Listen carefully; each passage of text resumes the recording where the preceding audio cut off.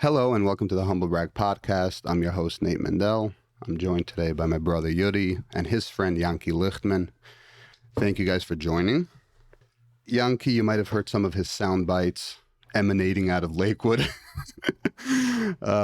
He's quite the character, and I'm happy to have him on. Thank you. Yanky, I don't know if you know, but, you know, one episode on Humble Brag is like a month of therapy. We go deep. We go into the guts. Okay. The guts of a matter. So I hope you're ready. Yes, sir. Let's start with the basics. I don't know much about you. I know that you grew up ultra Orthodox, right? You had the long curls, right? Side the whole 9 yards. Yeah. So you grew up ultra Orthodox, and somehow you now live in Lakewood, but you're not the cookie cutter ultra Orthodox. You're not the cookie cutter chassid. You don't have the payas and all that stuff. So how did you get, you can run through this quickly. How did you get from how you grew up to Lakewood as you are today? Go for it. Take it away. Okay, you got to be more specific. You need to be more specific. What do you mean? No, what's the quick journey? Like, you went to yeshiva. After yeshiva, you were still in the box, and at what point do things start transitioning a little bit? Well, you're still a religious Jew. You live in Lakewood. Yes, okay, religious Jew. If you ask me towards what am I, who am I consider myself, I tend to be, to recognize and to identify, thank you, Yuli, with more of the modern Orthodoxy, although I love and I appreciate the Heimishkeit from the Hasidim, which I still consider myself a Chassid. Deep inside, should it be because of the music, of the actual, not today's music, the, how do you say, authentic music? Or should it be, it's just about the music. That's why I identify my Hasidim, and I call myself Heimish. But even though I don't wear the Levish, I still appreciate Hasidim. Now, how do I get to where I am now? I grew up in Borough Park. My father, still to this day, doesn't wear the typical strammel and bekketje. My tata leeft me of Yiddish. I can speak Yiddish, right? Sure. As an Ungarische Yid. He came out when he was 18 years old from Hungary by the Hungarian Revolution in 1957. He didn't, look, we grew up in Belz. My father did not know what the word Belz means. He came to America when he was 18. He went to Hasidic Yeshiva, which is called Nitra, up in Mount Kisco, which happens to be my grandfather was the Rosh Yeshiva over there. Then he was more bent to Satmar. Then he lived in Borough Park. Then, like 50 years ago, I would say, the first Belzer Stiebel, like we say, by Samedrish opened, and they needed minyan. This is not more than 50 years ago. By the way, look at Belz today. Yeah. And my father was in the neighborhood. They asked, they needed minyan, about maybe you want to come be Mashlim the minyan. 48 years ago, around 48, the first Belzer Talmud Torah, the Talmud Torah opened up. So my brothers grew up. You needed a place where to send them. So it was Belz. The rest is history. It's interesting. You mentioned the modern Orthodox thing. It made me think of myself, because I'm also heavily influenced religiously by Hasidic outlook, traditional Hasidic outlook. Baal Shem Tov, Rabbi Nachman, right? These types of outlooks. But with time, I've adapted more the classification of modern Orthodox. So it confuses people. What do you mean you're a Chassid? Even though we know the traditional Hasidim, it wasn't about the Levish and the outer and the garb and all that stuff. But because it's become that way, if you say you're a Chassid, a real Chassid, people still, I guess, equate that with black and whites or looking a certain way. So I actually tell people I'm modern Orthodox, go explain that, no, really, you're a Chassid because you believe in those teachings and you follow that outlook, but you look and you're open-minded like a modern Orthodox. So it's just interesting, we end up with all these like mixed up labels because of the labeling system. Now, let me ask you, Nate, what do you identify with? I'm just curious to know. Why do you identify with the modern Orthodox? So, what pulls you? What makes you, part of them?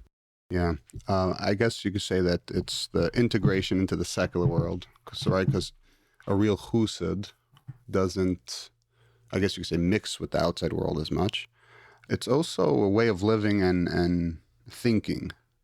The rationalism. Yeah. Like, explain. I want to know. You get to a certain point of rationalism and secular thought where you identify more with that, that group, whereas Who happen to have adopted that way of that theology. You mentioned not just, you're saying that the Hasidim don't adapt, not just they don't adapt. For them, it's forbidden. Beturnish. right. For them, it's they put it literally in a chayim, in a ban. Did it always bother you, even when you were there? Oh, that's a good question. Bothered what? Yeah, This aspect. Yeah, since I'm 9 years old. Actually, somebody asked me that last night. Yeah, on Shabbos. Yeah, since 9 years old. Yeah, it bothered me. Since you were 9. That we don't, that secular education. Right, because so you can't be a chuzah and say you think like a secular or a rational person. Yes. So that label game becomes very confusing. So it's just easier to put yourself into a box that classifies you one way, even though your roots might be, like you said, for you it might be music and various other things.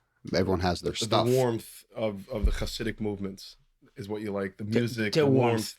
And the chesed to a certain extent, the chesed, like we say.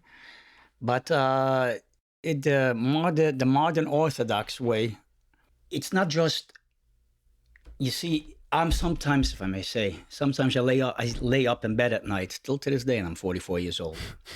And I think I would love to get to know my biological parents. While you were adopted? Kind of. I don't know. What do you mean? In a theoretical sense. He never saw, if he felt that way at 9 years old, that means he never saw eye to eye with them in their worldview. So you feel an outsider. You see, my parents, especially my mother, is very, I may say, and I say it, I mean, that's the honesty. She's a very radical person. Nothing was allowed. We grew up in a household with no music, only chazanis, and not all of them, because the majority of the chazanim, they were not Shomer Shabbos. So it was basically religious chazanim. Yeah. It was basically only Yossele Rosenblatt, Mojitz, and Yonte Velech. And I always want, because I had such a pull for music. I told the story many times to you that when I was actually 9 or 10 years old, there used to be an old Russian fiddler on the corner where I used to live. And I used to come home from Cheder in the summer afternoons on a Friday. It was 1 p.m. I used to stand and just watch him play the music, old Yiddish theater. I used to sit on the corner, stand, 6 hours. And one time he heard me started singing. And he called me over, he stopped the music and he called me over and he says, you know what? Yingele, die darfst gehen lernen music professional way. I remember coming home to my mother and I made a whole preparation. How will I introduce her to that? You know, the old fiddler. So I come home, it's a Friday afternoon. My mother, I remember my mother in the middle of preparing for Shabbos. And I tell my mommy, you know, the old Russian fiddler on the corner. And my mother felt something is coming. She goes, now what? I said, you know, he told me I should go to school and learn music the professional way. She almost got, I remember the temper tantrum she threw. Nicht in my house, not in my house, is goyish. Now, this is like 38 years ago. People can't even imagine that. People don't, therapy, no therapy helps. In a nice way, I'm saying it. I have absolutely no doubt in my mind if she would encourage me to do that. Now, if she would have told me, look, I would love for you to go to school, but I don't have money. It's the money. You know, a normal child understands, maybe to not the generation of today, but a normal child understands if the father or the parents tells you, I would love for you to go get an education in music but I don't have the money. But she told me, it still haunts me till today. I'm not trying to complain, but I'm giving you... Yeah, it's interesting. Still today, it's still... And I cannot look her straight... I can't. From then? Yeah, I can't look her straight. So when did you get into cantoring? Oh, so about singing. So I used to sing chazonis, because we grew up in chazonis, and my mother's background is very musical. So my mother... The only encouragement she used to tell me, I'll translate. If you're going to be a God-fearing Jew, then you're going to be a nice Baltfiller. That's the only encouragement I got. Yeah, I'm not trying to bash my parents here, but I'm giving you a rundown what I went through actually. How we started from Bell to why I always had. Now, I have no doubt in my mind, if she would let me pursue my passion, thank you, I have no doubt in my mind I would be in the classical music arena, something, yeah, no doubt. You don't feel like you can right now? No. Why? No, because I'm 44 years old. And I actually started learning professional music when I was 18. Age? Yeah. Meaning how to read music. What? Age is the thing? The age. I mean, why can't you go to a show right now or a choir or whatever and make noise? I do choirs. Well, he's talking about professional classical music. Oh. You have to start at a very young age. Yeah, you have to start in a very young age, yeah. What about like cantoring, chazunas? I do have this. And... I am a cantor in the Rosh Hashanah and Kippur, like we say in English, the high holidays. In Springfield, Massachusetts, I have my position over there for 3 years already. Do they pay you? Of course. Why do it for free? That's I wouldn't be surprised. No, so that's good. So you do get paid because you could do it more here probably if you wanted to. What do you mean more here?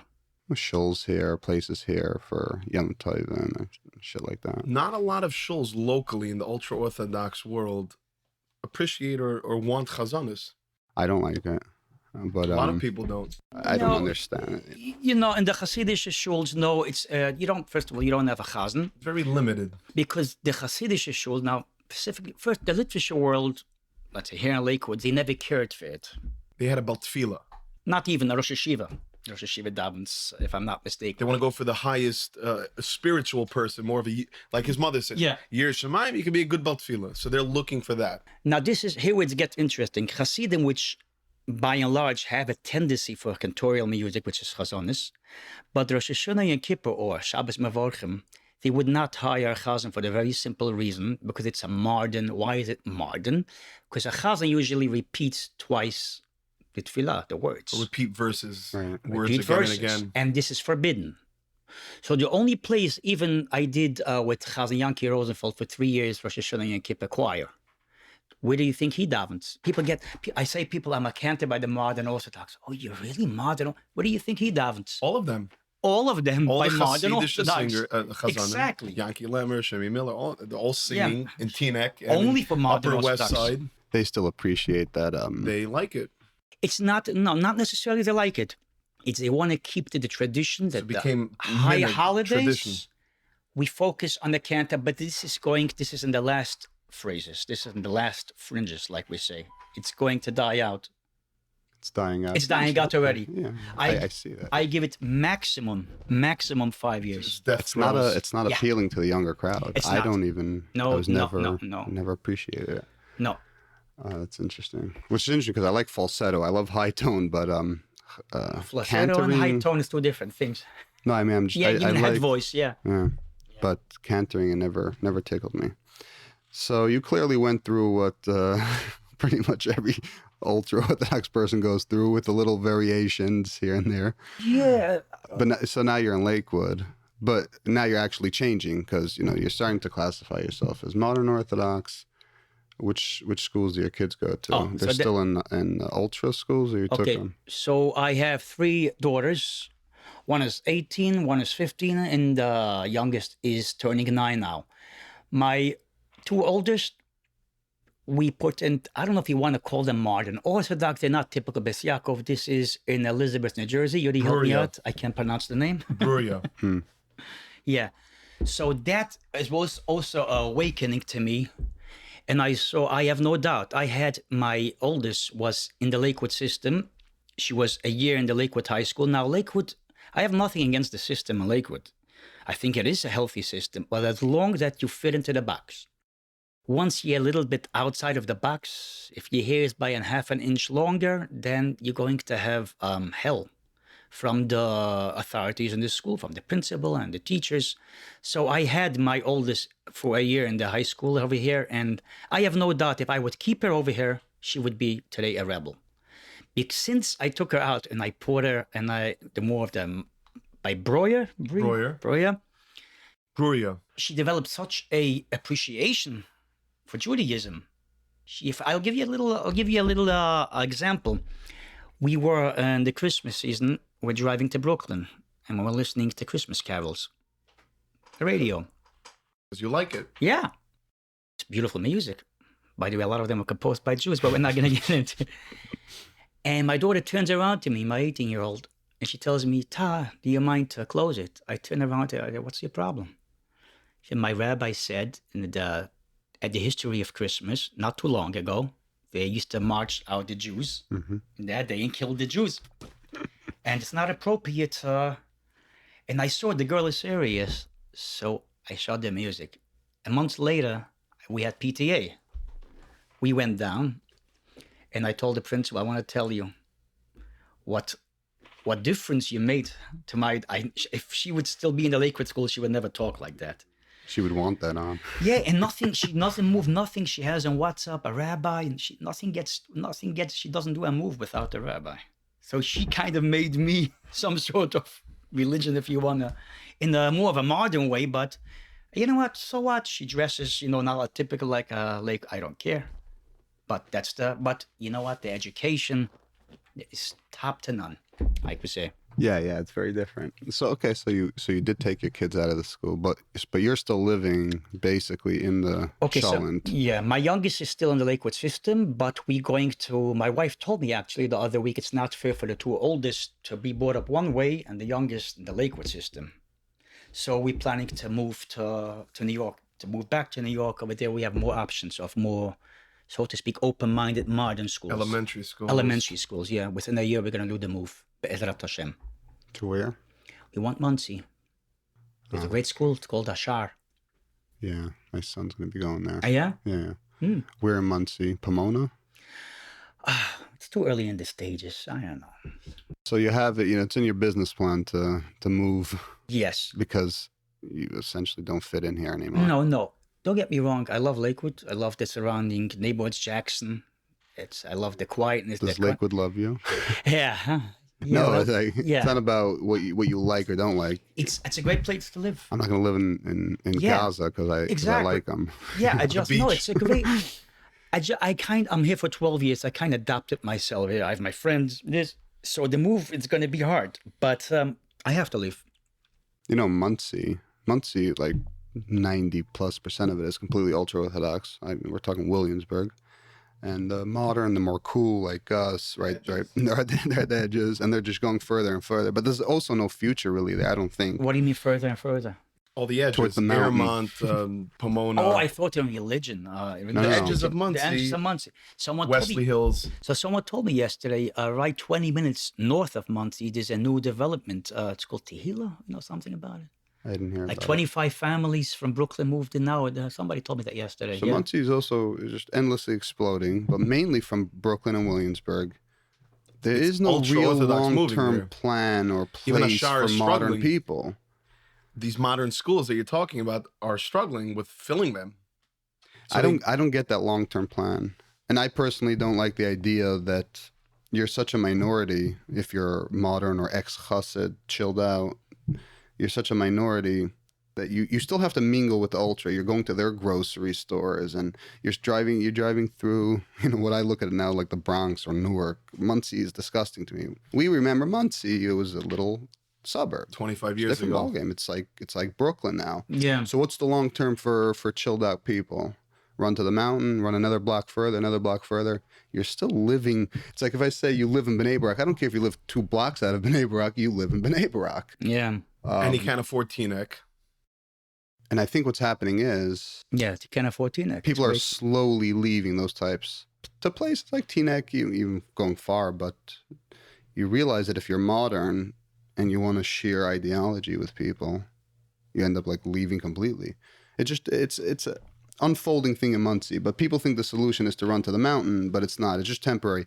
Within 5-10 years, there's already ultra-Orthodox on the mountains there in Pomona. Within 5-10 years, they just continue to encroach because we know how.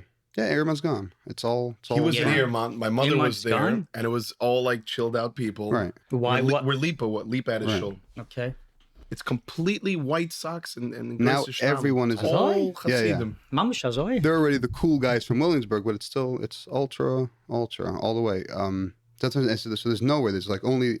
So what are you gonna do when you hit the mountain? There's literally a mountain. It's the Harriman Mountains. You're like, now what? So they start going a little bit to New City. Towards New Square and New City. It's an interesting thing because I personally care about, if I live a certain way and I think a certain way, if I'm a very rational person, I don't identify with the way Ultra or Hasidim think anymore.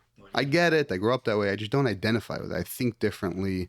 Okay, It's more rationalization. It's more intellect. Him too. And that's his. So that's what I'm saying. So I would never make a long-term plan in a place like that because it's going from one cholent to the other. You might not know that about Muncie, but you'll find out real quick that you're shopping at their grocery centers and you're mingling with them just because you live like you're in 3 blocks Williamsburg. out doesn't change the fact that you're again part of it.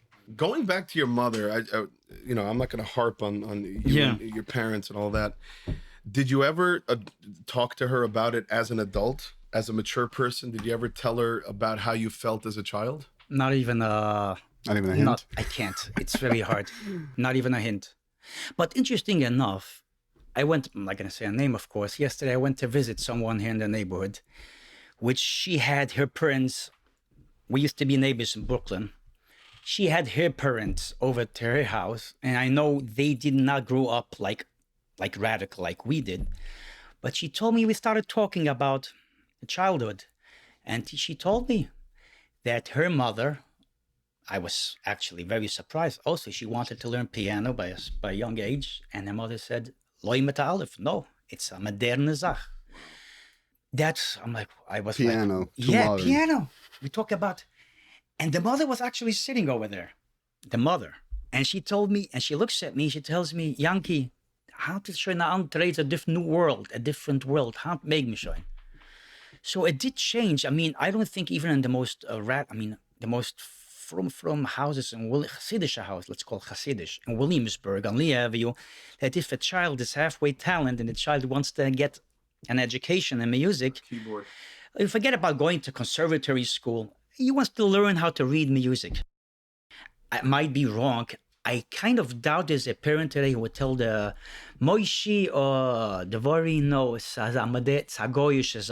like my parents told me, you cannot go learn music. I kind of doubt, but I might be mistaken. I I'm don't know. sure there's still some Probably some in the really hardcore. really hardcore.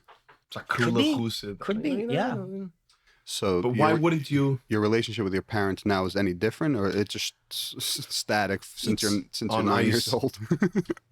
In what way? Like you have a relationship with them I have other than once a year. It's hi? like a cold piece. Cold relationship. A cold relationship. Mean to say it again, but they meant my good. Okay, the way they understood yeah, it. they went, and it worked for all my other 6 siblings. They're all happy. They're all happy, all of them. They have a great relationship. They talk to my parents probably 3 times a day.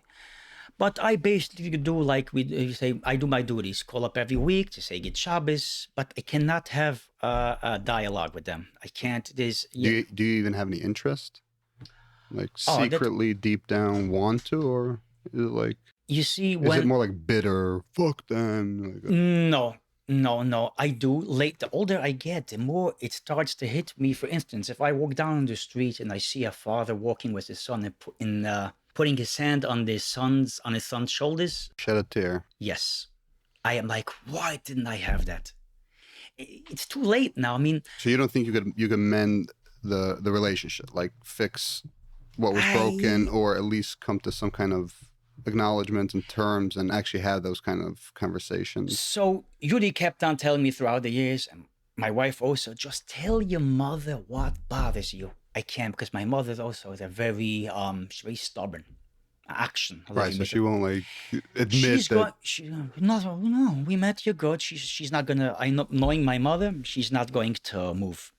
So what's the purpose? Just then Get it off your chest. To get it off my chest, but I'll go out with even more of a heavy heart because I didn't do nothing wrong. If she didn't do nothing, I'm not blamed. She meant good. She wanted me to be, her father was a big Rosh Yeshiva, and I carry her name, and she wanted his name. she wanted me to be in his footsteps. She was hoping for that also. But so, no, it's not. What about in the form of like a letter, an email, I can't. or whatever? Just or something? can't. No, I can't. It's not going to work. Sometimes you could structure a letter that says something like, if she does respond and say, you know, she did what's right, and you could end it off open-ended, like, no, I know you believe you did what's right. I just have to tell you how you destroyed me and how I feel, blah, blah, blah. And now that we got that out, you know, we can continue to say good Shabbos every week, you know. But that unloads a big piece. I can't see her. I don't want to make her, like, plain English cry. I don't know if she's going to, but I can't tell her you destroy. Again, I don't know if she destroyed. She denied. I'll use the word. She denied me education, a healthy education. That's what she did. Basic embarrassment. I mean, like, you're just embarrassed and you don't have the nerves. I can't do it. No. But, you know, that's also rooted in something deeper, because it means that you're not, I guess, healthy enough to face it. And you're masking it, maybe, in the fact that you don't want to hurt her. Yeah. Certain sense. And you don't think therapy could help? No, I went for therapy. Not long, but I saw it's just waste. I mean, I felt it's just a waste of time. No. Interesting. I remember the guy told me, the therapist, by the time you're done with me, you're going to be able to speak with no heavy, you're not going to have no... But you never pulled through? No, I didn't know, because I'm wasting my time and my money. What's the point? Very nice. What about, so I know you opened a power washing company a while ago. Yeah. And there was an incident. So are you still in business, or how's it going? Still in business and struggling. It's not, the competition basically killed me. I mean, actually, I'm doing it for 4 years, power washing. And the first year I was in business, actually, really put me into business. Was his idea. That's right. Remember how we started? Sure. Right here. Tell outside. us. Yeah. Tell to the people. Well, you thought of the idea that he should go into it? And we went out, we got a machine, tested it, played around. Competition opened after you launched, or? Yeah, when I started, I had only one company. Now there's 4 or 5. So my first year I was more busy than now. Yeah, not the first, second year. But I became laid back a little bit also due to my incident, the accident that I had, and you know, so the injuries. What happened when things started slowing down? You lost like eyesight on one of your eyes or something, no? Not eyesight. I lost my eye. I mean, I see your eye. It looks like I'm looking at an eye. Yeah, but I'm blind in one eye, completely blind in one eye. The machine wasn't good connected. The power washing machine? The power wash, and the way it works when you have a gun, it's connected to a brass. It's called a hose. A quick release. Right. Quick release. Yeah, thank you. So what happens when it's good connected? Water and air comes out from the gun. From the gun. Yeah, when it's not good connected. And this happens because you're in a rush. You see, when you're in a rush, accidents happens. You didn't put it on all the way. Came out from the way. And I'm like, instead of holding it like a normal human being, the gun, I'm like in front of my eye, like this. And it just went straight, in a millimeter of a second, my life changed. Wow. I can't even imagine. First of all, it's devastating. How did it affect your business life, losing eyesight in one eye? Business went down right away? Oh, well, you were probably in the hospital and the whole 9 yards. This happened in mid-November, which business was already slowing down, season slowing down. And I was basically bedbound for 7 weeks. Yeah. The doctor didn't want me to move. Between surgeries, I had 2 surgeries. But I went back that spring. I went back to do power wash. And people looked at me like I'm crazy, like my own wife. Like, you going back to a place where you lost your eye. I said, I have no choice. No. Is there any trauma? Like, do you get scared to use the machine and shit like that? Yeah, the first time I went, I was, first of all night. Before I went back to work, the night before, I was laying in bed all night up. How will I put on that machine? I can't do it, but I have to go back to work. I have a customer waiting. I remember calling my friend, I need one favor, just turn the key on, the ignition works. I just did that. Once the machine is on, I took over, but yeah, it was trauma. Yeah. It's so crazy how trauma works. Yeah, it's real. It's very real. It's physical. It's more than real. Debilitating. But it probably changed your whole life. I mean, losing eyesight in one eye it did. I can't be you're going to open, the wines who come with the cork. How do we say the cork? Cork. I cannot be in the same room when the guy, that Anything champagne. that explodes. I go crazy. Wow. I go crazy. I feel because it brings me back. It hits me back to Did you that go? day. Did you do any therapy for No. the eye thing? No therapy on what? I don't know. There's like physical therapy or mental therapy to deal with that kind of stuff. No, because I didn't see a reason. I did say. I mean, you just explained the reason. Is it morphing? Like, is it getting worse? The popping thing, or is it getting better? It's the same, but it's the pain is getting worse now after 2 years. What pain? I have pain in my eye. Oh yeah. Yeah, not every day, but yeah. Comes Here and and goes. You take anything for it? Eye drops. Because those types of traumas could morph and just get worse slowly, like anxieties. If you don't deal with it, like different sounds, different thing, and you could become more and more sensitive to it. But you're not a huge advocate of therapy. No. Were you running away from work coming your way because you were nervous about about doing the work? What do you mean running away from work? Stuff coming to you, but like, nah, I don't do this. I'm not gonna take this job. Turning jobs down. Turning jobs down because subconsciously you're afraid. Remember, of it. you were on my back. Right after I lost, go take the job. Go take. The guy called you. I said I can't work. Go take the job. So thanks to you, I took a lot of work when I wasn't. By the way, the doctor said no work for 7 weeks. I did work in those 7 weeks here and there, because they really had to push me to go to work. Go take the job. The guy needs you. Come on, get off your lazy ass. Go. No, because something like this could doctor said ruin no your work. life if you get like depressed or feel like you're done. I didn't let myself get depressed because I made a decision right back then. I have one eye. Either I could get depressed the rest of my life, or again, I had times. First of all, the medication I was on back, it plays with you. Even if you can't fight it. I thought.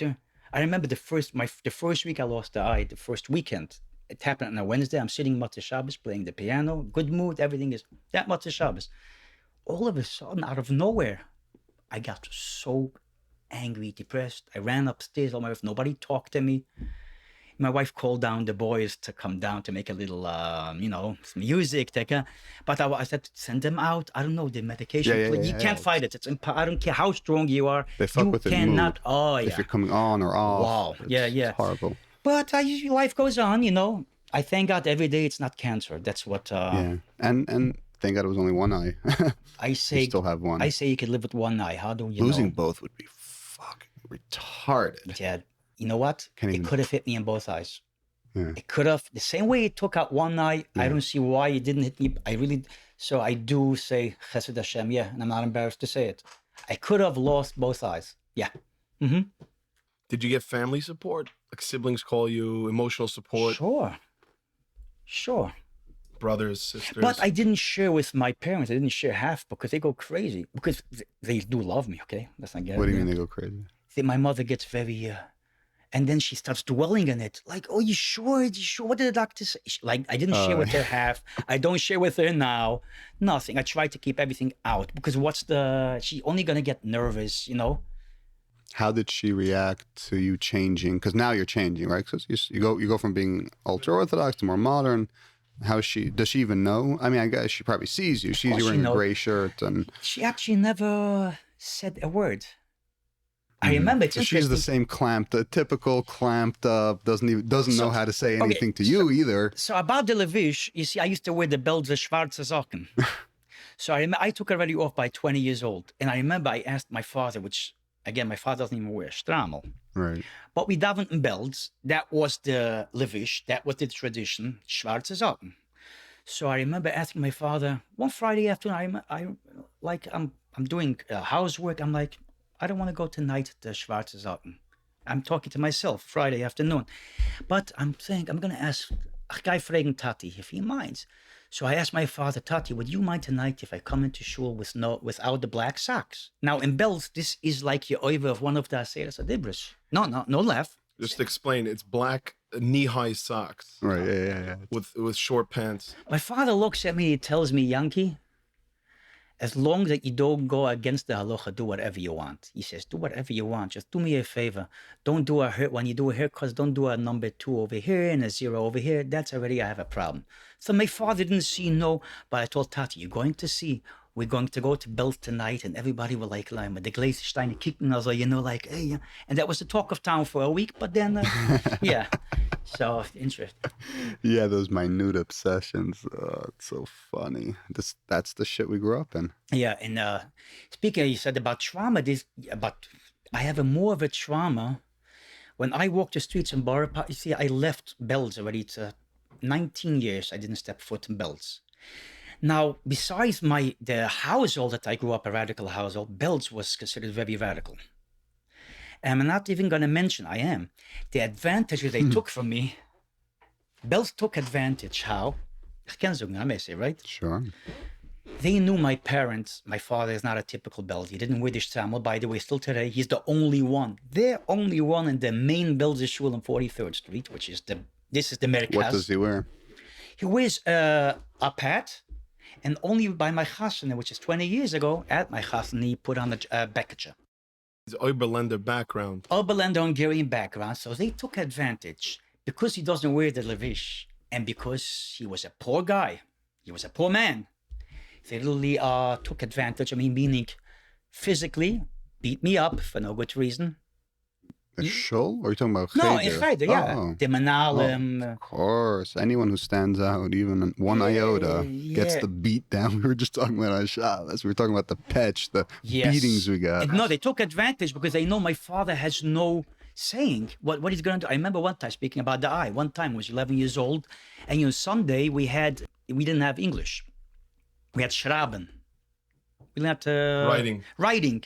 Ktiba. You guys also had it? In Puppe? I don't think so. Anyways, getting back to the story, I remember, so, you took advantage, a kid, you take advantage. It's not Limuda Kodesh, so you're going to make trouble, whatever I did. Oh, I played ball in the middle of class. I remember there was a small window in the door, a glass window. The manal came and he saw it. He comes in without saying nothing and he beat me up and actually got, to say I came home, my eye was swollen. I come home, my father says, what is this? I tell him this and this is the story. He calls up, he saw my kid came home with a black eye. So he did his duties like a good father. He picked up the phone and he calls the manal. And I'm listening to the conversation. Yeah, nine, yeah. He puts down the phone after 2 minutes and he looks at me and says, okay, just don't do it again. That's the end. That's already good. We know most parents wouldn't even make that call. And some would even give you a beat down for getting a beat down. Yeah. One thing about my parents, they never, my father at least, my father never hit me. My father, no. Our father wasn't either a hitter. No? No. My mom would chase me down the block with a broom, but my father wasn't a hitter. Yeah, my mom used to chase me down with a yellow leather whip. I told you that. Yeah. It's funny. Yep. Yeah. Today, you go to jail for doing so. Some people, like my father's more the aggressive type that they hold it in. And sometimes that's more debilitating for kids. It's scarier than actually getting hit. Because hit we got in school. Just to put some context on this, because we often talk about like this OTD, going off the path, and for ultra-religious Jews who go off the path, all that stuff. But we don't talk about what it is that we actually went through. So we're having this conversation. I just feel like it's appropriate. I could throw it in here. For people to understand what it means, like some of what we went through. We went to these boy only or girl only schools, depending, right? Completely religious. Like 80-90% of the day is just religious, Jewish studies. 10%, if you're in one of the better schools, you'll get some English. That's why we're essentially growing up out of the community, don't really know how to sign our name or any English stuff. Hardcore accents, grow up speaking Yiddish, you don't speak English. Yeah, well, look at my English, I'm embarrassed. Yours is pretty good, but it's worse than that. But yeah, grow up speaking Yiddish, so we don't know English. So, right, this is how we grew up. But I know in our times it was like this. It's a little. I'll preface by saying it's a little better now. But we essentially got beat up by the teachers in school, and it's so outlandish. We laugh about it because we're past it. But kids still go through it now. Not as bad, but just to give some ideas. Well, hold on. You guys, You were the Mandels. I was in Pupa. Yeah, so you got beaten up, probably because of the same scenario. Your father wasn't a typical fit-in, right? Very Yes and similar. no. But that's not why we got yeah. beat. We got beaten up because everyone got beaten up. That was the norm. Yeah, but you got the extra credit. Oh, that for sure. Okay, this for BT the same. and the whole school knows you're a BT BT. family. So nobody will come to defend you, and they took advantage. So like my kid to Gimel, 3rd grade Rebbe, had a drawer full of weapons. Drawer right here in his desk. Weapons. He had the stick of a bow and arrow, the actual arrow. You know those like kid arrows? They're made out of some kind of like not plexi, They bend. splinter type of material. Yeah. Sick material. The thing on the window shades that you roll the window shade up with, or Yeah. that you roll it open, it's like some kind of plastic, also bend, Yeah. right? A belt, leather belt, and this guy was meticulous. He had it lined up evenly spaced. A little- probably by the one here, sizes. A gray rubber. Right, 5 pieces like that. This is we're talking about. He's beating physical Children. abuse, children, little kids, and this is what we grew up. This was the norm. That was one of the rabbis, and yeah, they would take your hand and smack it. They would smash your fingers into the desk using the drawer, smash your face in, walk by, uppercut from behind, the smack on the face. If you put your hands up to try to protect yourself, which you naturally do to stay alive as a human, put it down or you're gonna get 5. Put it down, Yeah, I never yeah. put my hand. Some kids would say I couldn't. I was Go scared to for death. it. Go for it right away. Beat Yeah. my arms off.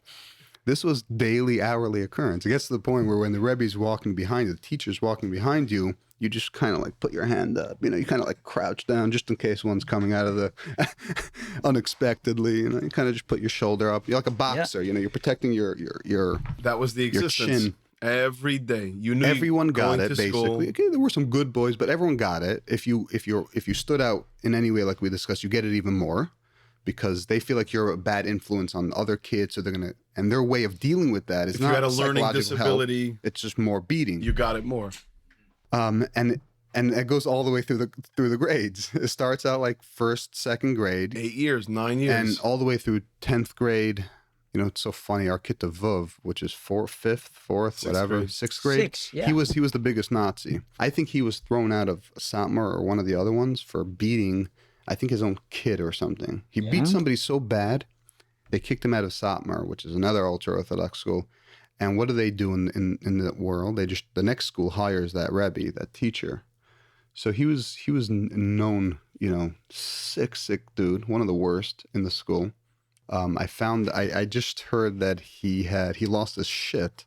He went to Paris. He's completely OTD. He has a girlfriend. I can't wrap my You fucking told me head that around many this. years Couldn't ago. believe it. You told me that what goes around. You told me that many years I ago. can't wrap my head. I would love to have him on the show. He's like the Rebbe that made me fantasize about revenge, even when I was older. Because when you're older, you're just leaving, you still have some anger. 15 or 16, I'm still brewing. I would fantasize about beating the fucking living So daylights he's out in of him. Paris with. Did he divorce his wife? I He don't had a know. family? Yeah, he left his family. I heard it Yeah? was one day to the next. He had a fight with his wife, lost his mind, and he's in Paris and he has a lady. How does somebody like that? I just can't believe it.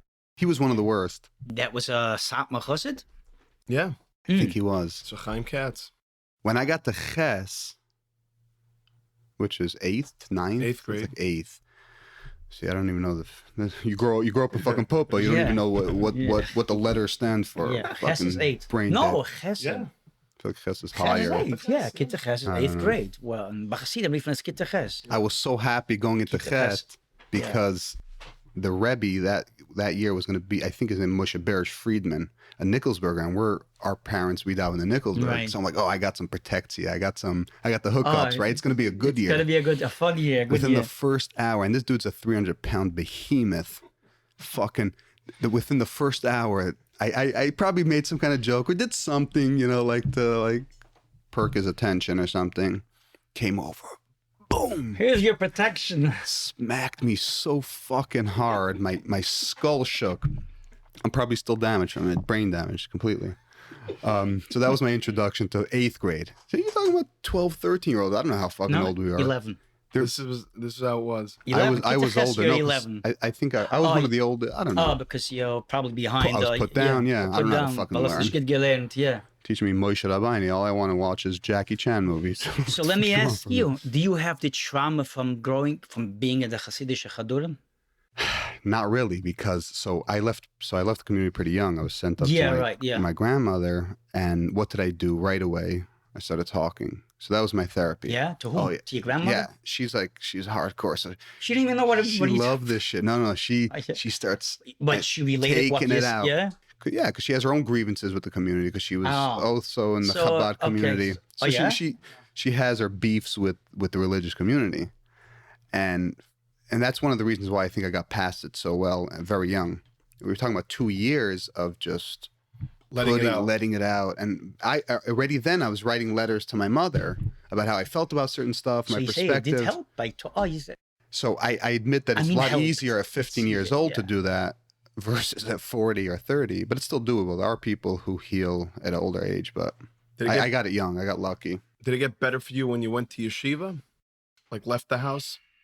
In a way, because yes, only for the simple reason, because I got my independent. I always enjoyed my parents sent me away when I was 14 and a half, actually 15, not to Belz, to a yeshiva some yeshiva of 28 boys. Half of the 28, I didn't talk to them. They had their grudge on me, or I had a grudge on them. In Israel? Israel, Bnei Brak was a small yeshiva. I was the only American boy. I remember that funny story. I told you that I'll tell it to the audience. It was a small yeshiva. Nobody wanted to accept me. Now I'm 15 years, not in America and not in Israel. They heard already, Koine Shem Tov, it goes a far way. That's what I had. So listen to this. This is hilarious. Every time I could lay in bed at night to start rolling about it. Listen. So this small yeshiva, the name Beyala Yeshiva, they accept me. And once I get the acceptance letter, I'm wondering, why did they accept me? Everybody tells me I know. I land in Israel, let's say Monday afternoon, I forgot. My older brothers came from the yeshiva. They're already in yeshiva in Belz. They picked me up from the airport. And before they could get me to the yeshiva, you have to go see the Rebbe. The Yalla Rebbe, what, 28 Hasidim, no 29. What a joke. I come into the Rebbe and some touchy-feely, some Copperfield. Yeah. And he zoekt me, wie alt bist du? And I look at him and he says, why do you want to come to my yeshiva? So I'm straightforward back then. I look at him and I tell him, I heard over here you can have a good life. So he gave me a small patch on my face and he tells me, Nuna, mach the größte tu, you're making a big mistake. So I say, a serious yeshiva. I talk straight. I don't care how big of a hat you are. Obviously, you accepted me, Mr. But it was a hell of a year, but yeah. That is funny. Are you the only one in your family who's modern, I suppose? Yes. Everyone else is straight in the, wow. Yeah. Right, Hasidish. Yeah. Hasidish full to the full force. Yeah, our family didn't get so lucky with the statistics. But that's pretty common, though, to have one or two. Yeah, families now, it's pretty common. I think the more you get out, though, the more rational you become and the more you're exposed to secular ideology, the more outlandish you realize the box. Secular ideology, yeah. The box is. It's pretty bad. And then you have these questions like, how can you be in it, but also be rational? So some people do pull it off. It's like, becomes like this difficulty. How did you like it there, being in Bnei Brak? 15, first time out of America. I liked it for the fact is I had my own independent. You got to come and go as you pleased. It's not, you had to take care of yourself. Even though I had family, my grandfather and uncles, but I had to worry about my simple things. Do your laundry. I had to worry about, and I loved it. It makes you a man. It's really grow up. Yeah, yeah. You were also. I went away also 15. Well, I went first to Vienna. I went to Vienna. Yeah. By the time you got to Bnei Brak, I you were love probably the older. independence. Well, yeah, I was 2 years in Vienna. Again, you're doing laundry, you're buying food, you're going out, you're doing stuff. You kind Coming of take from the care of community, yourself. it's the best thing to send. Great send to get out at a young thing. age. You grow up fast, and then I went from there to Israel. So I was by the time I went there, I was already completely on my own. I liked being in yeshiva more than being home. Yeah, I so right after Ches or whatever, I was out of school. They didn't want me for tests. They didn't want me for ninth in Pupa. They were done. I think I was last Mendel. You wore out My your welcome. Younger brothers were going to go to like Klosenberg or something, a different school. They were done with the Mendels. Like this was, it was over. So I had to find the yeshiva. Out of Ches, I was already bar mitzvah. So I had to find the yeshiva. I was in Lakewood for a month or two. I remember. I didn't last. And then I was kind of like out on the street, and my father got me and found the yeshiva in Monroe. Brand new yeshiva, 3 bachram. Yeah, that lasted, I think, 1 hour or 1 day. Not sure. The next day it was done. Monroe, this is on the yeshiva. Yeah, this is going to save it. 1 hour. But I do remember actually going to Israel. We were trying to get me into maybe where you were in Bnei Brak, Nadvarno or whatever. But I don't think they didn't accept me. You went with me to Israel for something. You went, it was Yom Tov. You came along. We were going to see if I could get into the yeshiva there, but I don't think they accepted me, and which was a wise choice. On both sides. Wouldn't have been a pretty ending. And that was it. I was done with it, and then I was gone. To so like I did yeshiva for about 2 months and 1 day. You know what I mean? That's it? That's it. So I was on a plane when I was 13 already, or 14. So you never actually sat and studied and learned Bavli, like I like to call it. I did, actually. That's why I integrated and healed so well. I've seen time again. What do you mean healed so well? I speak to so many people who went through the transition and become more modern or completely non-religious. Mm-hmm. The older you are when you go through it, the more you're trying to shake, the more you have to, more trauma. Baggage. There's more baggage. What baggage do I have? Just that I was smacked up when I was young? Yeah. But I was really young. Dealt with it right away in a therapeutic type of way. Got it all. I knew the means to express myself and talk about it and talk about my feelings about it. By talking to your grandparents. Yeah. Okay. Not, actual paid therapy. You didn't go to, no. And then I didn't. And by now, it's so many years past. So, but yeah, I can't imagine leaving at 20 or 25, just 5 years. Out of your fucking mind. I'd be. Interesting. What was it like being with your grandfather in Bnei Brak? Oh, I loved it because he was open-minded. Your grandfather lives in Bnei Brak? Yeah, he's not alive anymore. Yeah, I still miss him more than 22 years. Yeah, I was very close with him. And he actually liked me more than all of his grandchildren. Why? Because he didn't like narrow-minded, stupid people. He liked me for the fact, you have to understand the Hungarian background, the mindset. He liked me for the fact because I know how to read a map. And I didn't ask him. Zaidi is Ungarin Amayishorim, like one of his other grandchildren. So then he looked up to me because I knew how to read a map. I still miss him. Yeah, he was very open-minded. No, didn't wear the Hasidic levish. Very different than your father. I remember in the 3 weeks, he took his beard off. So I was a ben biased by him. I slept by him for 2.5 years. We were very close. We used to sit and smoke together.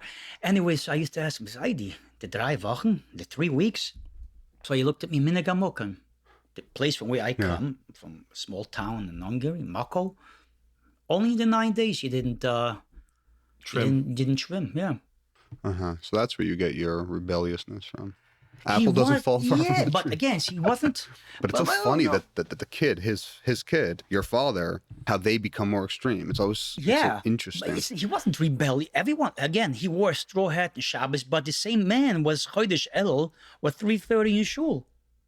For slices. Cookie cutter wasn't so. Yeah, they took life. It wasn't about how big. Now it's all about the cookie cutter. It's all about like if you fitting in. Exactly. You mentioned smoking. It reminded me. What do you think about smoking? I was thinking you were talking about painting your eye. I wonder if like CBD or THC could help. I don't even know what that is. Well, THC is what's in weed. CBD is like the extracts, one side of it. Well, this dude has weed opinions. He had a nice experience. No, because one time only, never again. Yeah. How long ago? Recently? 2 weeks ago. Yeah. Crazy experience. Because everyone says never again after the first time. No. It's really not, because I need to be in full control what I say. I saw I'm going into the wrong territory. The guy literally pushed. I don't know, why do people have an interest to push it on you? As I call up this guy, it was 2 weeks ago, I tell him, hey, I didn't see you for a year. He tells me, come over. I had no work. He had no work. I come into his backyard. The guy, and I see him, smoking. And people told me years already, do it, it's going to calm you down because I'm hyperactive now with the pain of my eye. Even my wife, I knew she's not going to mind because she mentioned to me, maybe it's going to work for you because of the pain, take away the pain. So I'm like, I come to his backyard, I come in, the guy like, take. I said, whoa, what's this? I don't do this. He said, you got to try. I make a cheshbon. There's no work today. I'm not going home in the next few hours, So I took 3 big puffs, and I was told the coughing is normal. So I started coughing. It was a hot day, and we sit on the porch. We're having a beer, and I start feeling my ears starts to heat up. Right, I tell him, Moshe, what? No, it's hot outside. Then, okay, to make a long story short, I fainted. I fainted for a few seconds. And the guy was very confident, and the guy was old, and he says, you can't overdose, you're not going to overdose, nothing. For 5 minutes, I'm like, what will I tell the hospital? I'm embarrassed. I'm not afraid of my wife. My wife is okay, yeah. Okay, she doesn't care. I'm not going to hide stuff. But it's for my name, I'm embarrassed. I never did it. I'm 44 years old. After 5 minutes, I started to become, I came back to life. But for 3 hours, I started talking. I said stuff, I can't say it over here live on the air. So that's what it does. Yeah, no, never again. I get my relaxation on weekends from a little alcohol. It's perfectly fine. It's very typical for people to push it. People who smoke love pushing it. I don't know why, but they feel like they're enjoying it. They want other people to enjoy it. I don't. Mm-hmm. I used to. Can't. Another big mistake is taking 3 puffs your first time. It's like saying you drank 3/4 of a bottle of alcohol. So he admitted by the end, I gave you too much. You're literally supposed to start with 1 puff. Thank God. No, it's good. And then when you're with those people, and by the way, coughing shoots it up to the head. So if you take a tiny puff that doesn't really make you cough too bad, it'll slowly sink in. But there's multiple levels because it's a different experience. You take one and it slowly seeps in. You might not even feel it. You might feel a little. But what you're talking about, that not being in control or whatever. But why would someone want to be in a state that is what of people mind? who are high are doing. That's what he told me. Talking, and they're talking about nonsense, but it's so... No, I started talking stuff that I don't want to be... I don't want him to know that I know this stuff. And I started going into that. I'm like, but thank God, the last second, I caught myself. I was almost going to say something I would have regretted for the rest of my life. I think he wanted that. I'm starting to think now, but... He wanted to get you talking. Why do you like being so in control of yourself? Why are you afraid to let loose? No, I can't let loose some stuff. Why? I had to really stop. I'll tell you off air what I... No, I'm just saying. It's like I also have one of so when I was younger and I was smoking, I had less of an issue, and now I have a similar issue. Because if I take even a little puff, the feeling of losing full control over my thoughts and body, I don't like it anymore. So I get that. I can't do it.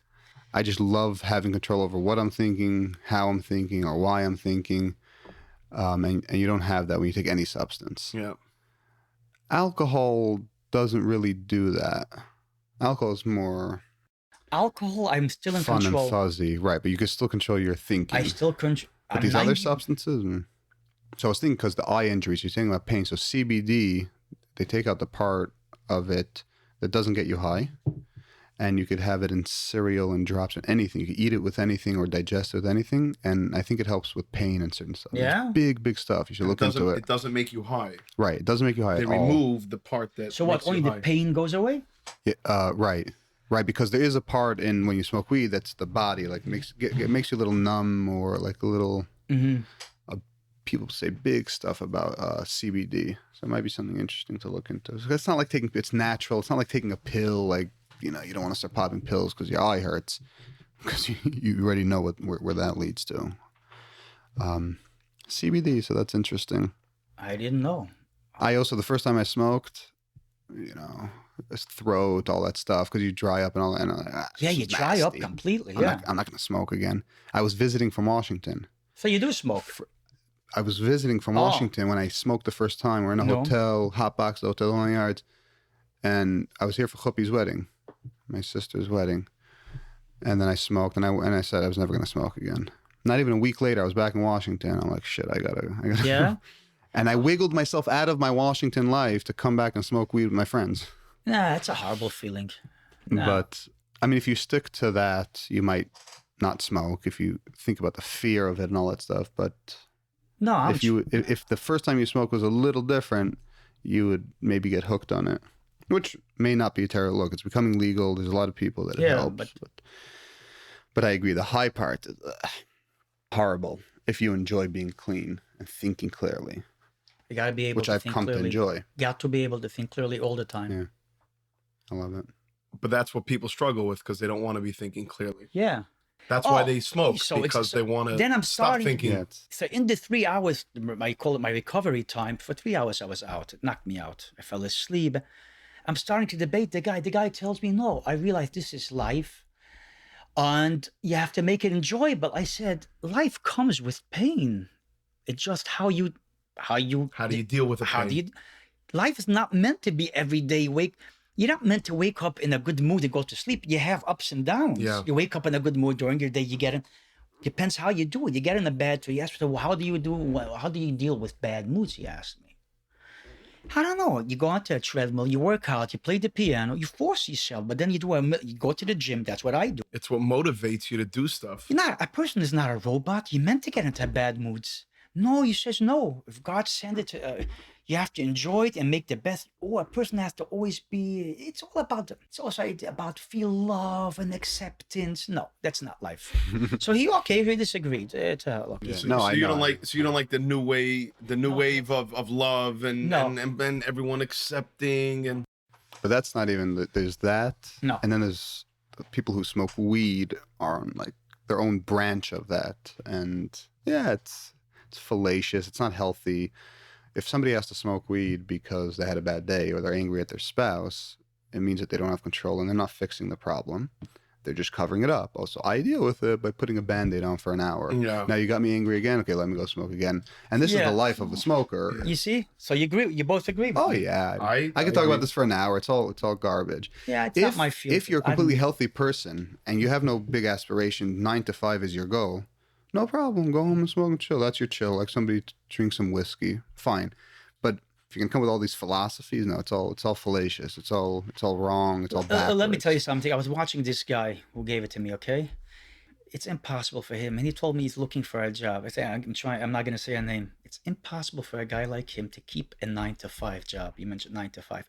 I'm watching him. The guy is. There's no way. Because he's by nature, he's a very shy, laid back person. Very shy person. And he's all over, he talks and he's loud and he's high and he's happy. And I said, you want a job? You cannot keep a job. Who's going to hire you? Who's going to hire you? And I wonder he doesn't have a job. And, all right, okay. But either which way, as someone that came from the ultra Orthodox, like from real, the hardcore, as we spoke about before, as you move more to the modern, being more involved in the world and seeing the world, the secular world, the non-Jewish world, being involved in politics and seeing what goes on, does that part of the world bother you at all? Do you like certain aspects of the old world better, or do you fully embrace the modern way where the world's going? We know the world's going progressive. Yeah. It's going to that weird lovey-dovey, everyone get along, utopian view of the world. Do you like that better, or do you still like some of the old school better? Okay, my main issue with the Haredi world, which we call, me and you, hardcore, right? Hasidim, and the Litvish world. So look, I just did a video Friday, and I suggest you to watch it. 5-minute video. I speak about the importance of education. You take the last 200 years, okay? The Jewish population, what are we, not even at 1%, right? Here in the United States? No, close to... Worldwide? Not 1%. Barely 0.5%, okay? Take the last 200 years since the Enlightenment movement. Interesting. All the people who are the godfathers, should be in literature, poetry, and music. Now, when I say music, I don't mean today's music. I'm talking classical music. A lot of them, not just they were Jews, they were all secular Jews. The question begs, why secular? All of them were secular Jews. And they all came, by the way, all of them, It's acceptance of Expand on the question. What's your question? Why secular? Why couldn't they be religious Jews that no, compose? so hold on. Except maybe in classical music, Mahler was a Jew, which he was in the Mendelssohn, Offenbach, which is more the Romantic era. In classical music, you have Romantic era, and you have the before Romantic era. Why were they all secular? In the music world, they were all secular. In the poetry and literature, they were all that Came from traditional backgrounds. But why, by the end, decided this path is better? It's not because they left religion, but why? You look at, they all had education. Why can't we have, for instance, doctors, big doctors? I'm not talking about pediatricians. At the end, they decided what path is better. Why can't which path we did they have, take in the end? You see, when I had my eye surgery, right? So, when they prep you and I did time to say goodbye to your wife and this. So I look at the doctor, he comes with the white apron, I see Dr. Weinstock. And I tell my wife, I doubt he's Pakistani. My wife said, come on, here also. Then I'm thinking to myself. Do we got to do this there? Yeah, Then I'm thinking to myself, I doubt the guy had an education at BMG, which I nicknamed years ago Big Man Garage, or in Ponevezh, or in the Mir. You didn't grow up in Popa. And we're not talking about a hernia. We talk about the surgery that lasts 3.5 to 4 hours.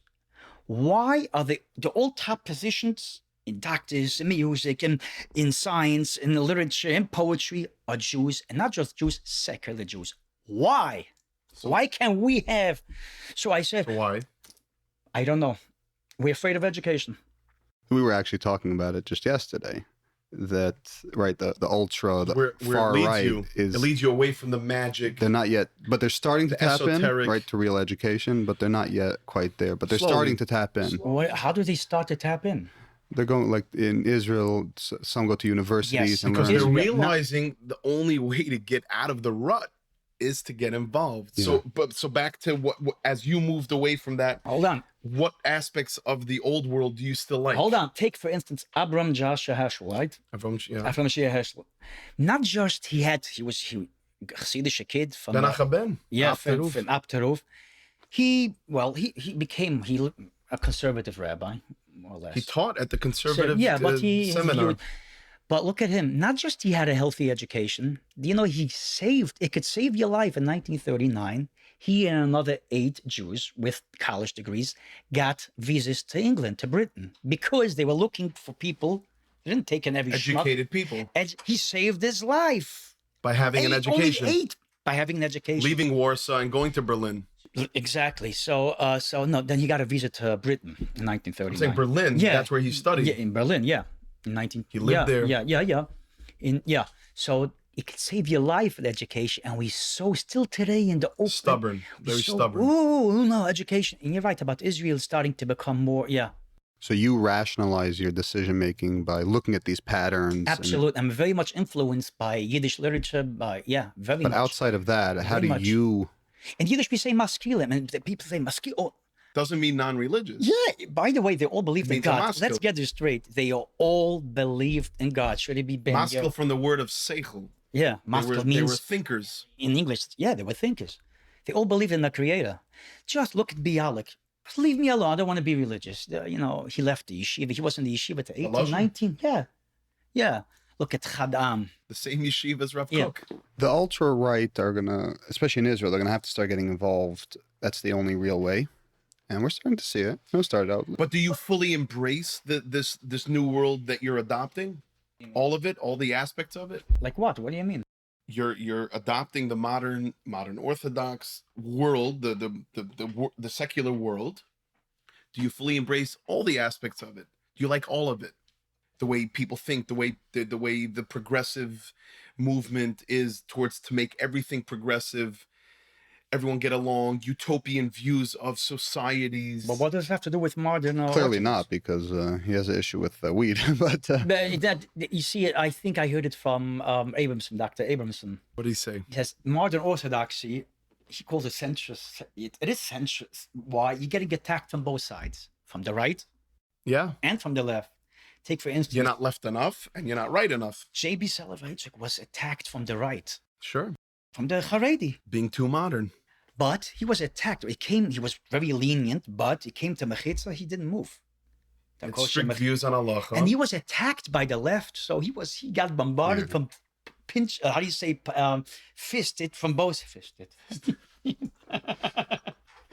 I mean, So how do you feel about it? That's what I'm trying to get. How do you finally get deal with that? to the mic more better now.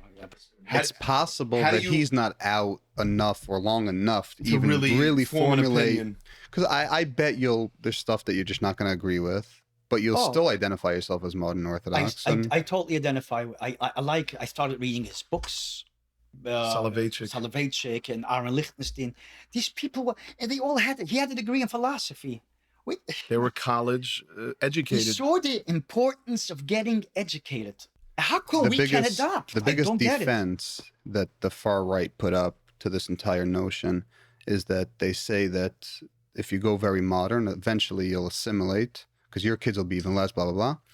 And it's the ultra that carry forward. They're the tank. They're the one carrying forward Judaism. I'll tell you what. How do you, what's that make you think when you hear that? That your kids' kids are not going to be religious at all. You basically killed it for them. And meanwhile, the Hasidim, the ultras who are smacking their kids, they're still going to be carrying So when Judaism. I took out my daughter from the Lakewood system, so I had a talk with my youngest daughter's principal, which is the Lakewood ultra-Orthodox school here in Lakewood. I mean, my wife had a job over there, we talk.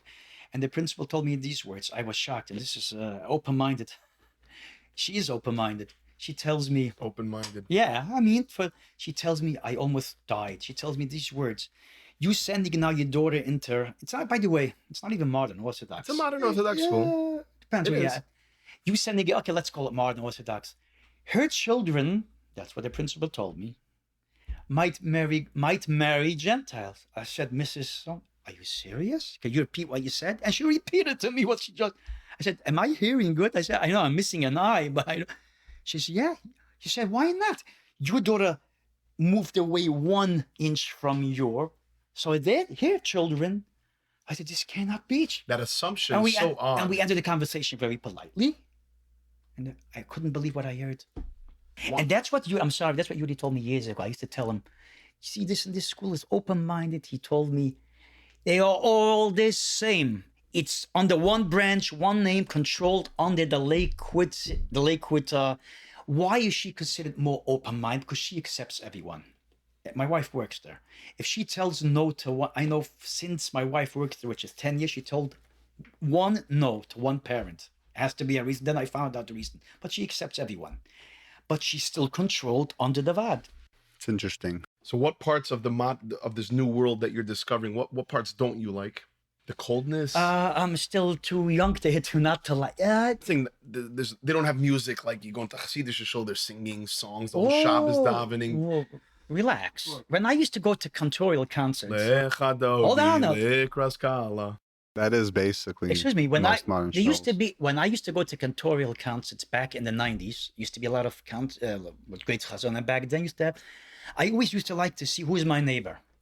It's either Hasidim because they love chazanas, or modern Orthodox. Why? Because I'm not talking the younger ones. I'm talking above 50. With the kippah rugod, with Nirit Yamlik. Why?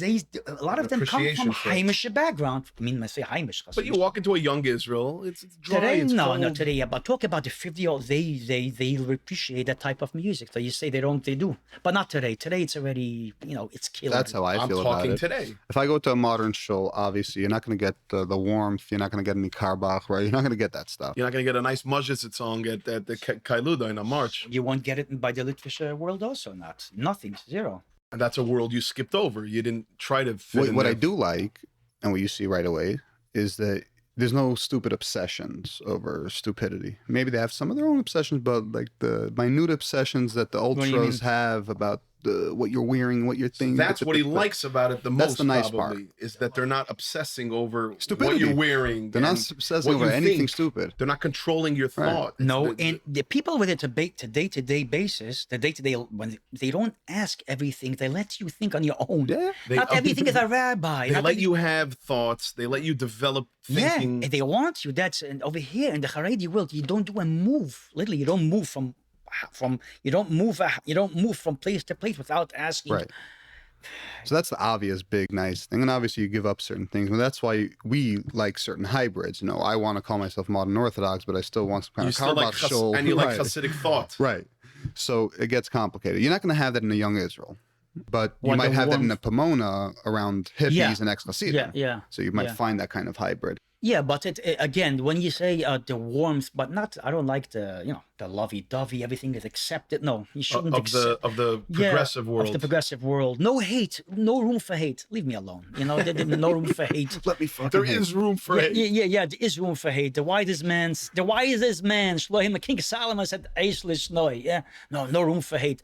And the people who say no room for hate, they're the biggest haters. They only love you till you have the same opinion of them. Right? So you show up with a Trump hat. Okay, I'm getting off topic now, but so don't leave me alone with this nonsense. No room for hate. Yeah, there's a time you have to hate. That's it. So before I close this out, let me just ask. So what's the game plan? Yeah. So you come from Brooklyn, you're Lakewood, you're changing, becoming modern Orthodox. You already took your kids out of school. You're Right. thinking about moving to Muncie, probably Pomona. No, sure. Yeah. That's the game plan. Live your life out in the hills of Pomona and I didn't say Pomona. You said it. wherever it is. Well, you're not going to live in Vision. No, I'm not going to live in Vision. It's what, start another fight with it? There is no other place but Pomona. It's Pomona or New City, Yeah. unless you want to live. Wesley Hills. Yeah. Not even even. that It's all- it's too close already. They're encroaching. Yeah, that's For real. that's the game changer. Yeah. That's the game plan. plan. Yeah, And then you'll live a happy life. What are you gonna do about business there? I don't know. I really don't know. I don't know. Maybe I'll have my own podcast by then. A lot of people are pushing. Yeah, Well, we're not going to be competition. you should. Look, people What? like you. You should just record. I'm getting a Yeah. lot of requests. All you need is a mic, a recorder, edit it. I don't know. Or I'm don't. not computer savvy. Get someone else to do it. Hire a He Filipino. has an editor. Yeah. Just hired, yeah. Because I can. That's why I was delaying publishing. I'm so busy at work. I could, we could talk like now, but to edit and everything takes a lot of time. No, but there's opportunity. I mean, Muncie, wherever there's Jews. Is that what you want to do? You want to become a podcaster? Yes. Yeah. Oh yeah, you want to do something in media Media. I think that's my call. for a paycheck, meaning make money from Yeah, that. because I see wherever I go for job interviews now, people they just, you're too hyper for me, you're too jumpy for me. I get always no's. He had the singing skill. That's a gift that he has, but Yeah. he couldn't use it in the frum world. Yeah, the film world won't touch me, and they all tell me, Yanky, we just love the Why, 'cause you wachsen shave your stickel." beard? Yeah, trim the love the wachsen stickel beard. Met toch geben Arbeit, met will keep you busy and singing. First of all, I can't sing their music. I don't relate to it. There's nothing to me. I'm not mocking the composers from today, but it doesn't talk to me. No. So you're heading in a certain trajectory. It's not worth it for you to grow the beard just No, so you it's- can make some money Why is singing. it about big actors let the beards also grow? Not beards. They become fat. Actors become fat for money, right? Yeah, but if you want to stay in the community, it See, the seems like you have an difference is- exit plan. I was forced to wear the Hasidische garment, the Hasidische Levish all these years. They weren't forced, so that's why they They're do choosing to it. gain They're weight. choosing to gain. No, my beard is staying the way it is now. And you'd rather find a new profession. It's fine. First, I don't like today's music anyways. I'm not going to sit and sing, Mizrach Marav Tuf. I'm not mocking the guy. He's doing good work, but it's not for me. But there's no reason not to be. There's no reason not to get into media. It's up and coming. It's in the tech world. So and it's media doing big. is something that I could do, I think, across board. But I work spontaneous. Look what Joe Rogan did with his podcast. $100 million deal. Yeah, I would say, if you were staying in Lakewood, I would say maybe it's worth it growing the beard because you're anyway living a double life. But if you already plan on leaving and actually living a more coherent life. But it's interesting. The more Lakewood is becoming a lot of people like me today. There's whole neighborhoods, right? But the more of people like me coming to Lakewood, the more of the schools are coming and doubling down the mainstream. It's very interesting. What do you think Shar is? You think it's modern Orthodox? I think so, no? No, I don't know. It's not? It's becoming pretty right. Yeah? Because Muncie is right. Muncie is right, and I don't know. Ashar used I to don't be know the a place. real modern Orthodox school, but Right. to accept more kids, they have to change the rules to a little more right wing. I don't know where you're sending now, how it compares, but No. Ashar might not be as No. modern as you think it is. And it's becoming more and more right because it's catering to the neighborhood. I didn't know that. They want to have kids. That's what I'm saying. There is no real modern anymore in Muncie. There's a couple families, but Few most people left. It's for long term, if you're thinking serious modern, like my mother moved to Teaneck and joined the Englewood, community. Teaneck. You're not going to find that in Muncie. You're going to find ex-Hasidim who are half bitter, half, live a good life, but they're mingled. Their work is completely integrated Tied with the in Heimische with world. The Heimische world. That's what Muncie is. Mm-hmm. So you might have to rethink your game plan. Florida awaits. Texas, Tennessee. Whew. Now you could do schooling online, Zoom and all that. So, let's go live in the woods. Different world now. Stuff to think about. So you want to media? Yeah, look. If I can make a paycheck doing this, I'd rather do this than slave for I others. get more and more requests. You have to find a niche, a plan, and but anything you do for yourself is hard. Just like power washing was hard. It's 5-10 years just to build up a base. Yes. A lot of years. Alligators. All right. Well, it was a pleasure speaking. Thanks for joining. Until next time, peace and love.